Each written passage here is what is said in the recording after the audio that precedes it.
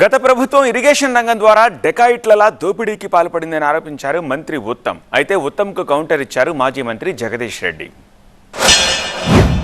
గత 10 ఏళ్లుగా కేసీఆర్ ఆయన కుటుంబ సభ్యులు ఇరిగేషన్ శాఖని సర్వనాశనం చేశారు.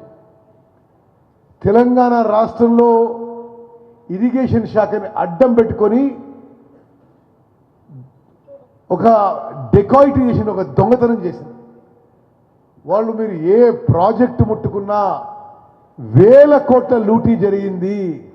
బీఆర్ఎస్ ప్రభుత్వంలో 1,81,000 కోట్లు ఖర్చు పెట్టిండ్రు ఇరిగేషన్ మీద. 1,81,000 కోట్లు ఖర్చు పెట్టిండ్రు. మాట్లాడేటప్పుడు నోరు అదుపులో పెట్టుకొని మాట్లాడాలి. 1,00,000 కోట్లు అంటాడు, 1,80,000 అంటాడు, 1,40,000 అంటాడు, 180 అంటాడు.